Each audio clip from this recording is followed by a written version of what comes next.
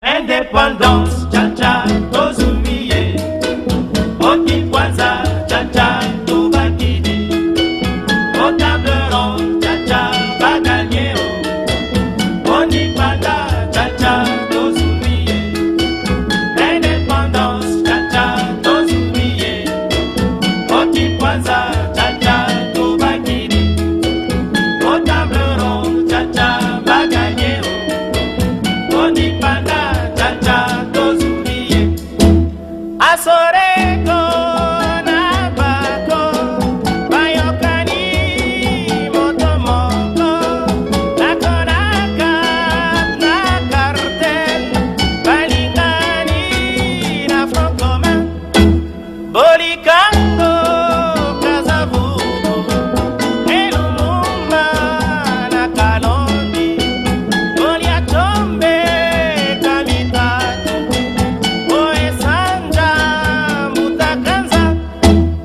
Indépendance, cha-cha, tozumiye. Oti kwanza, cha-cha, Bonjour à toutes et à tous, bienvenue dans cet entretien spécial 30 juin dédié à tous les Congolais qui auront la chance de suivre cette émission, une petite tranche pour parler de cette journée, pour parler de l'indépendance du Congo, pour parler de ses 60e anniversaire de notre pays.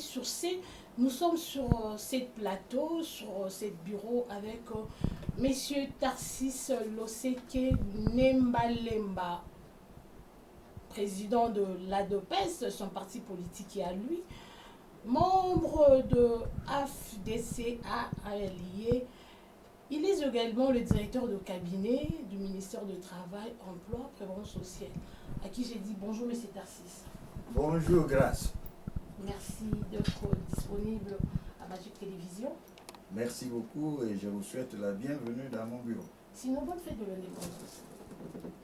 Pardon? Bonne fête de l'indépendance, comment ça se Oui, passe je déjà vous chez souhaite bonne fête à vous tous aussi.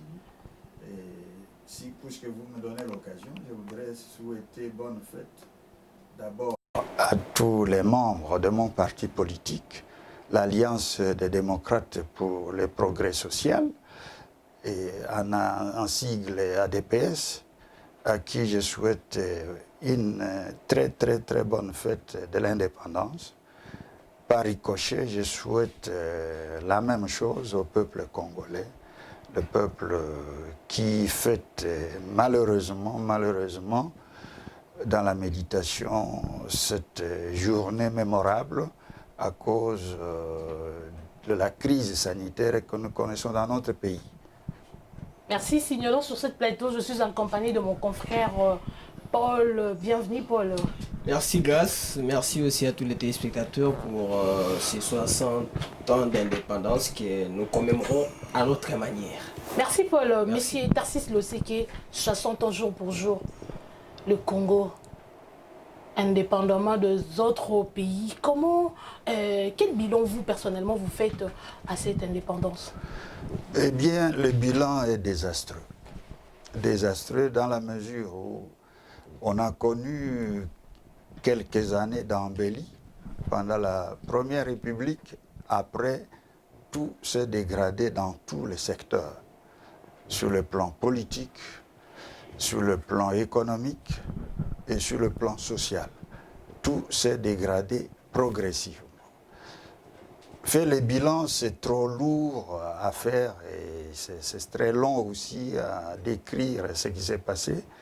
D'ailleurs, Son Excellence, Monsieur le Président de la République, chef de l'État, Félix-Antoine Tshisekedi Tshilombo, dans son message d'hier, il en a fait allusion. Je crois qu'on ne peut plus s'attarder sur ces bilans négatifs. Il faut qu'on aille de l'avant, qu'on se ressaisisse pour dire qu'on a beaucoup perdu du temps. Il faut qu'on aille de l'avant. Il y a beaucoup de choses à faire. Nous passons notre temps dans des querelles intestines, dans des futilités, mais il y a beaucoup de choses à faire dans ce pays. Et je demande surtout à la jeunesse de se ressaisir pour chasser les antivaleurs, avoir une vision pour l'avenir de ce pays, parce que nous allons, nous, à notre tour, léguer ce pays à cette jeunesse qui est vivace, qui est riche, et à qui je souhaite vraiment un certain dynamisme pour l'éclosion du progrès, pour qu'on aille de l'avant, pour que le Congo soit réellement un pays émergent d'ici quelques années. Et ça, c'est vraiment mon rêve et mon souhait. Docteur Tarsis, vous parlez d'un bilan désastreux. Alors, c'est quoi les causes principales de ce bilan désastreux? Eh bien, les germes de ce bilan désastreux remontent juste avant l'indépendance, par nos pères de l'indépendance qui n'ont pas pu prendre les bonnes mesures pour que ce Congo aille de l'avant. Évidemment, ils étaient pressés d'avoir une autonomie directement, une autonomie totale et rapidement pour ce pays, contrairement au plan du professeur Joseph Van Bilsen qui préconisait 30 ans. On va peut-être en parler. Mais ils étaient pressés. Mais cela, c'était sans compter avec les néocolonialistes qui, eux, convoitaient toujours les richesses de notre pays, qui n'étaient pas prêts à céder le Congo rapidement comme ça aux Congolais qui, pour eux, n'avaient pas suffisamment de formation ou de maturité pour diriger un si grand pays, un pays continent. Donc les néocolonialistes ont entretenu dès le départ certains germes de division. D'abord, au niveau du tribalisme, ils ont créé des foyers de tribalisme au Katanga avec la sécession et puis au Kasaï oriental, Bakwanga avec la sécession du Kasaï avec M. Kalonji. Et puis, c'est ajouté des rébellions, tout ça sur le plan politique. Bref, tout ça a été entretenu par les néocolonialistes qui ne voulaient pas que ce pays aille de l'avant pour perpétuer l'exploitation de notre pays. Mais c'est Tarsis, peut-on nous dire nous sommes totalement indépendants, les Congos? L'indépendance n'a de sens que si on est indépendamment économiquement. On est indépendant peut-être sur le plan politique, mais on ne l'est pas sur le plan économique. Pourquoi? Parce que nous dépendons toujours de l'extérieur, des importations plus que de l'exportation. Nous n'exportons pratiquement rien, nous vivons de l'extérieur. C'est une économie extravertie qui fait que lorsque nous avons par exemple, comme maintenant là, un déficit des réserves d'échange, des réserves de la République, nous tombons pratiquement dans la récession, c'est-à-dire dans une crise économique grave qui se répercute sur le social. Donc nous sommes trop dépendants de l'extérieur, donc nous ne sommes pas indépendants, tant que nous n'avons pas une indépendance économique. Quelles sont les stratégies que l'État peut mettre en place pour essayer de résoudre ce problème de l'économie? Il y a beaucoup de choses. Beaucoup de choses. D'abord, il faut qu'on se ressaisisse, qu'on soit conscient de ce que nous devons faire. Actuellement, il existe une espèce de pauvreté intellectuelle. Une pauvreté intellectuelle qui nous empêche de transformer nos richesses qui sont en sous-sol ou au niveau du sol congolais, transformer ces richesses en richesses réelles, matérielles, palpables. Donc ça provient d'une pauvreté intellectuelle, de nous tous. Parce que nous n'avons pas de vision, nous n'avons pas de volonté politique, nous n'avons pas d'ambition pour faire cela. Les jours que nous allons nous ressaisir, c'est-à-dire combattre un virus que j'appellerais PPI, pauvreté et paresse intellectuelle, les jours que nous allons chasser cela et que nous allons penser à transformer nos richesses naturelles en richesses réelles et matérielles au profit de la population congolaise, c'est à ce moment-là que nous allons commencer à avoir des richesses que nous allons distribuer à la population pour combattre la pauvreté. Mais tant que nous ne le faisons pas, nous allons toujours patauger dans cette situation de pauvreté extrême et permanente.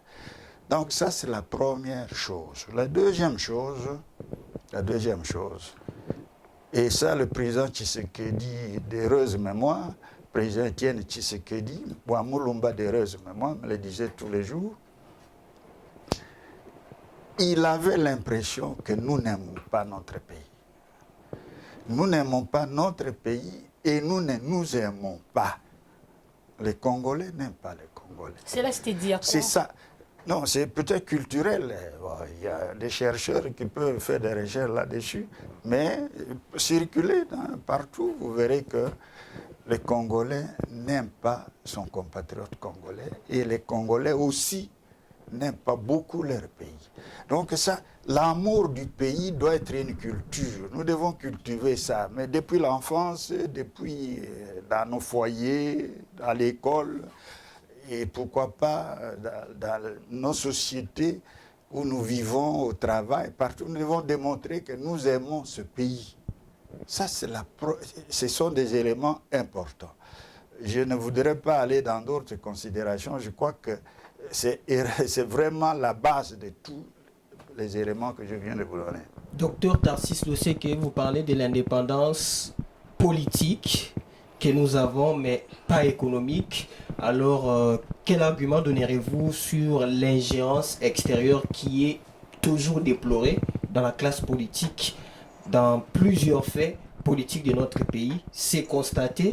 Alors, comment vous pouvez argumenter cela? Je viens de vous le dire. La faiblesse intellectuelle fait que vous devenez docile. Et lorsque vous devenez docile, vous êtes vulnérable. Même si vous pavanez avec de beaux costumes, d'apparat, tout ça, mais vous ne valez rien. Puisque vous avez une pauvreté intellectuelle, vous avez une paresse intellectuelle qui vous permet de travailler pour votre pays, de transformer vos richesses en richesses réelles pour le bonheur de ce pays. Et ceux qui tirent les ficelles de ça, parce que nos richesses vont ailleurs, on ne fait rien pour le Congo. Nous avons des réserves naturelles pour des dizaines d'années, mais ce sont des gens qui viennent exploiter ça, des Chinois, d'autres pays. Je ne veux pas citer toutes les communautés extérieures qui viennent exploiter nos richesses. C'est bon, tout part. Et rien ne reste dans ce pays, c'est nous-mêmes. Et rien que par ça, nous démontrons que nous n'aimons pas notre pays. Puisque pourquoi ils le font? Et nous regardons, nous ne faisons rien. Ça veut dire, nous n'avons pas besoin de ce pays. Est-ce qu'il faut que quelqu'un vienne du ciel ou quoi pour arranger ce pays? Non, c'est nous-mêmes. Et j'insiste là-dessus. J'insiste là-dessus sur l'amour du pays. L'amour entre nous, Congolais. On nous parle de cette indépendance un peu précipitée par nos politiciens et c'est la cause peut-être du chaos que nous vivons actuellement. Est-ce que vous êtes de cet avis-là? Dans ça, il y a à boire et à manger. Je viens de vous dire tout à l'heure, brièvement, et je peux peut-être m'y attarder un peu, sur le fameux plan de Jeff Van Bilsen, c'était un universitaire belge, qui à l'époque avait suggéré à 56 déjà un plan de 30 ans de développement des pays, puisqu'il a estimé que nous, les Congolais, à l'époque, nous n'étions pas encore prêts pour diriger ce pays, pour prendre en charge vraiment ce pays. On n'avait pas cette maturité-là. Donc, il fallait une espèce d'émancipation progressive et commencer une espèce d'alliance avec les Belges, alliance belgo-congolaise, qui allait nous permettre progressivement d'évoluer vers l'avenir. Mais il s'est fait que nos pères de l'indépendance en ont décidé autrement. Je vais vous donner une information importante que le feu président Etienne Tshisekedi Amouloumang avait confiée à l'époque. Au début de 1960, ils étaient tous encore des étudiants à Lovagnan. L'Union générale des étudiants congolais à l'époque a décidé de se réunir en conclave pour prendre des résolutions nécessaires qui allaient servir à nos pères de l'indépendance, qui, comme vous savez, la plupart n'avaient pas fait des études supérieures. Après leur conclave, ils ont rédigé un mémo pour remettre à nos pères de l'indépendance de l'époque. Et dans ce mémo, sans copier le plan Van Bilsen, ils ont dit pratiquement la même chose. Ils ont dit que les Congolais de l'époque, les acteurs politiques n'étaient pas encore prêts pour avoir une indépendance totale. Il fallait que ça se fasse progressivement avec la formation, puisqu'ils étaient encore tous des étudiants, comme Tshisekedi était en droit, les Takizala et d'autres. Ils étaient les Kamanda, bref, ils étaient nombreux à l'époque, Singaoudjou. Ils estimaient qu'il fallait y aller progressivement. Et vous partagez cet avis-là? Évidemment, laissez-moi continuer d'abord l'histoire et puis je vous donnerai mon avis. Évidemment, les pères de l'indépendance ont dit qu'ils allaient en décider à la table ronde de Bruxelles. Vous savez qu'avant, les mois avant d'avoir la date, avant le 30 juin, il y a eu la table ronde de Bruxelles. Et là, il y a eu deux camps, les conservateurs et les progressistes. Les camps des conservateurs, je ne citerai pas de noms, les camps des progressistes, c'était les Lumumba et les autres. Lorsqu'ils sont allés à la table ronde, ce sont les progressistes qui ont triomphé. Et les progressistes étaient pour une autonomie totale et immédiate, c'est-à-dire une indépendance immédiate. C'est la raison pour laquelle les Belges n'ont eu d'autre choix que nous laisser les Congos dans cet état-là. Et d'ailleurs, on n'avait même pas une constitution à l'approche de la date de l'indépendance. La loi fondamentale a été rédigée dans la précipitation. C'était ça notre première constitution de l'État de la République du Congo. Bon, vous me demandez mon point de vue. Si je devais le dire, je devais accepter les mémos des étudiants de Lovagnan. On devait y aller progressivement. Mais cela, malheureusement, il faut être dans le contexte de l'époque, il y avait un vent d'indépendance qui balayait toute l'Afrique, en commençant par l'Afrique occidentale, l'Afrique de l'Ouest, hein, les Ghana, le Nigeria, et tous ces pays-là, et surtout avec le discours de Kwame Nkrumah. Et il était peut-être, à l'époque, je comprends, le choix des progressistes à ce moment-là, il était difficile qu'on puisse rester à la traîne, puisque le Congo, au centre de l'Afrique, risquait d'être le seul pays qui n'allait pas emboîter le pas des indépendances de tous ces pays-là. C'est la raison pour laquelle nous sommes devenus indépendants. Bon, tout ce que j'ai dit là, c'est un point de vue rétro, mais maintenant il faut aller de l'avant. De toute façon, nous nous sommes retrouvés avec une indépendance là et un pays à gérer. Malheureusement, nous-mêmes d'abord, on n'était pas suffisamment formés pour prendre aux maturités. On n'avait pas la maturité nécessaire pour prendre en charge ce pays que les Belges nous ont laissé.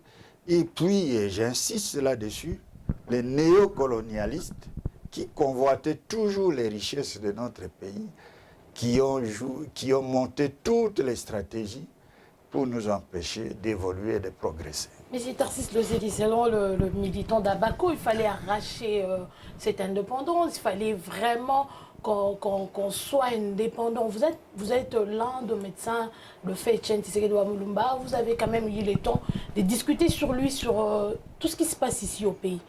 Selon lui, je ne sais pas, est-ce qu'il était vraiment il était, lui, moralement, il était vraiment préparé à cette indépendance vers ces années-là? Parce que vous êtes quand même de ceux qui ont eu les temps avec lui. C'est quand même notre héros, c'est le père du président, c'est quelqu'un qui a beaucoup contribué pour ces pays. Non, c'est parmi les personnalités charismatiques de ce pays. Mais je vous assure que j'avais beaucoup de colloques singuliers avec le président, le feu président Etienne Tshisekedi Mulumba. Donc, on parlait beaucoup et de tout. Beaucoup de choses. Mais vous me posez la question s'il était préparé. Je vous ai dit les positions qu'ils avaient en tant qu'étudiants. Mais lorsqu'on était devant un fait accompli, qu'est-ce qu'on fait?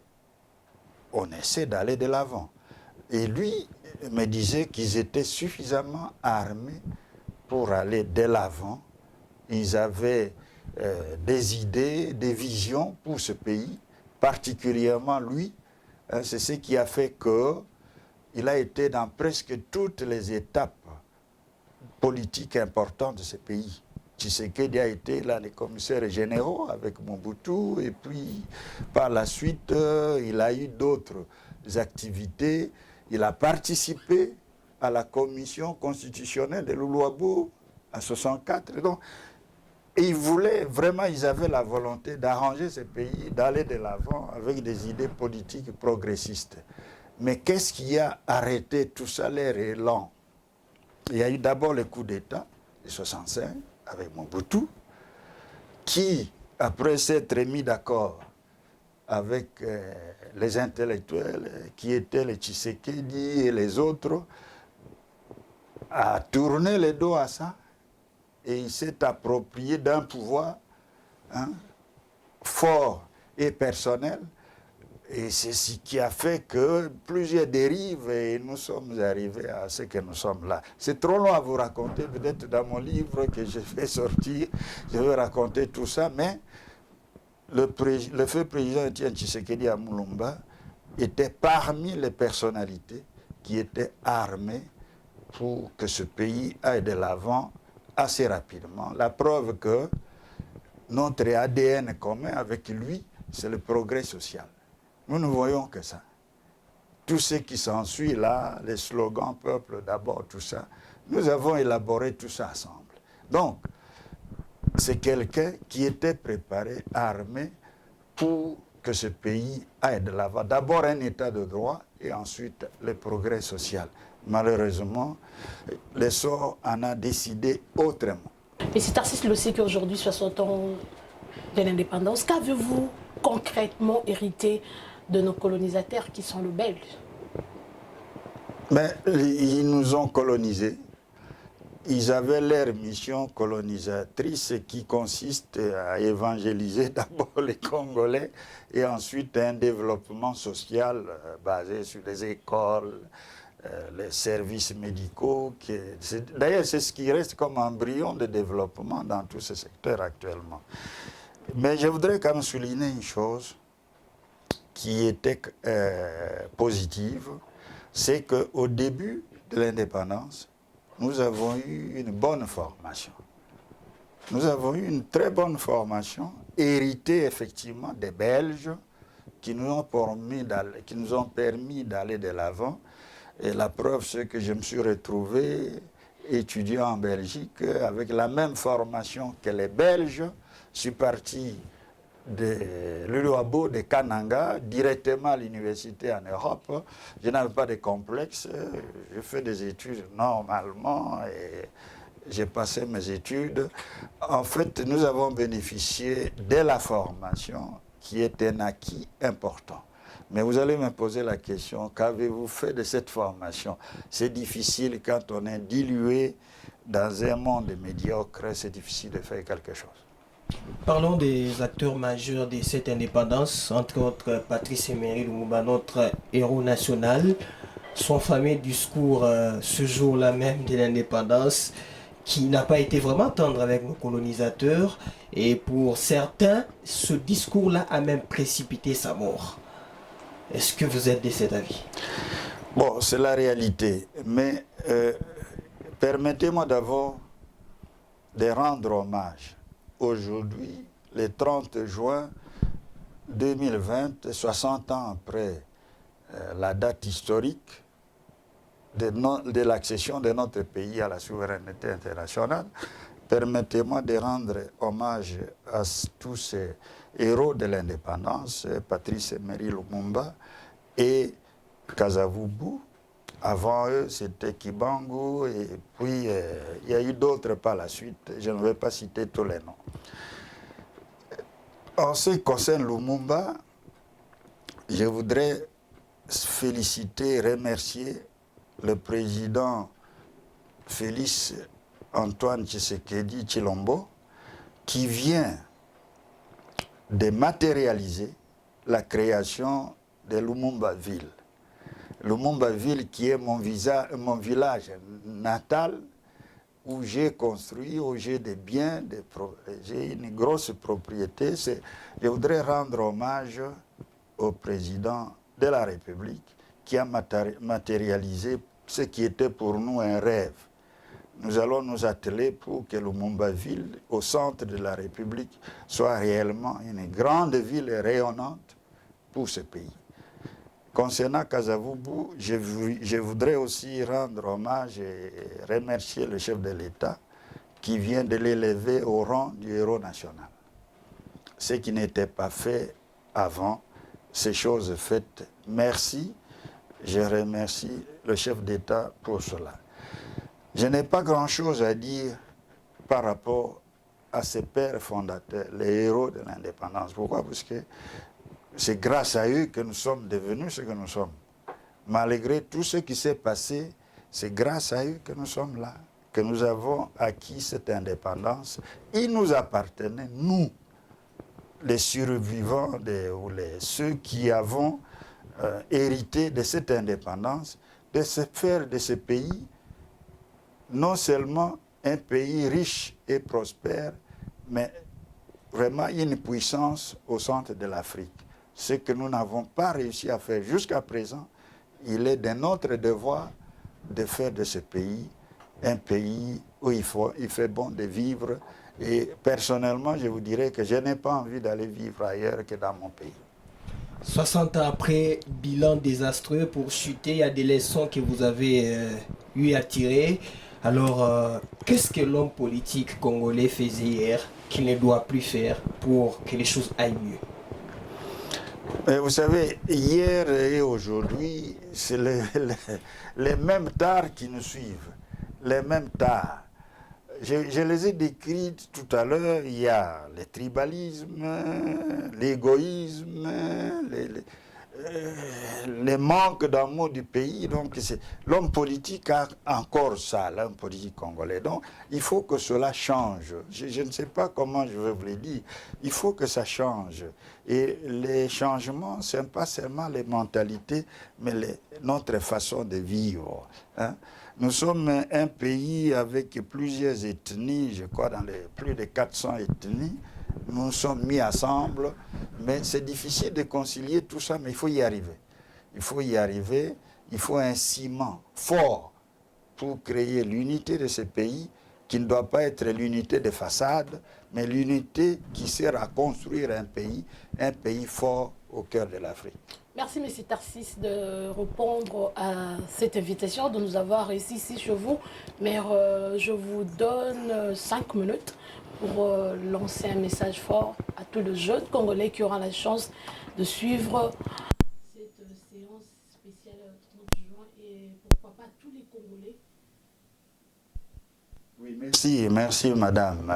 Je profite de ce jour mémorable pour m'adresser au peuple congolais. C'est vrai, nous venons de dire que le bilan est désastreux. Ce bilan est désastreux à cause de nous-mêmes. Et je viens de décrire les mots qui nous rongent, qui font que ce bilan est désastreux. Je vais peut-être les répéter pour que ce soit bien compris. La paresse intellectuelle, la pauvreté intellectuelle, l'amour des antivaleurs, c'est-à-dire une culture d'antivaleurs, notamment la corruption, la paresse et tout, la recherche facile du bonheur, pour les jeunes, les suivismes politiques qui ruinent même les mentales des jeunes. Donc tout ça, ce sont des éléments négatifs qui ne font qu'on ne peut pas aller de l'avant. Nous devons nous ressaisir pour travailler. Pour moi, je fais la culture du travail comme un élément moteur de développement de ce pays. Si nous ne travaillons pas, il n'y aura rien. Nous ne pourrons rien. La vie facile ne résout pas les problèmes.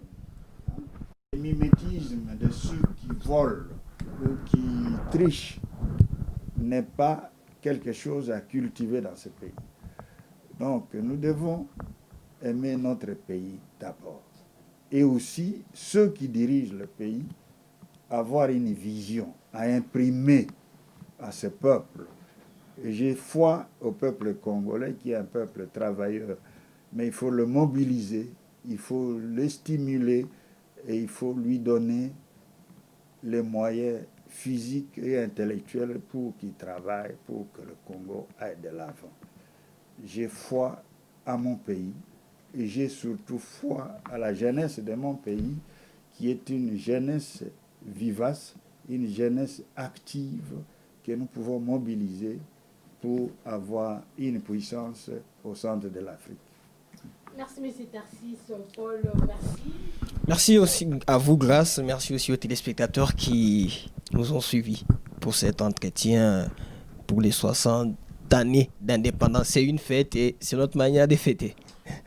Fête de l'indépendance. Tout le monde qui aura la chance de suivre cette émission. C'est par ici que nous clôturons cet entretien avec M. Tarsis Loseke. Retrouvons-nous avec le nouveau numéro. Merci.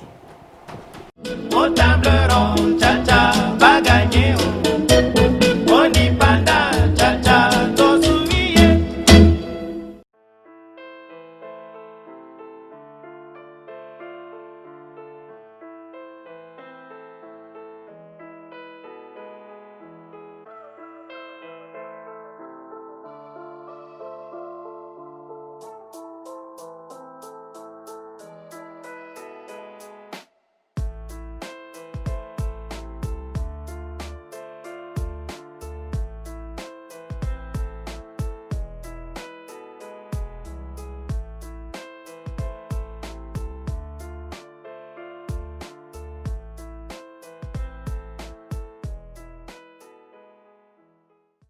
Indépendance, cha-cha, to souviens. Oki kwanza, cha-cha, to bakidi.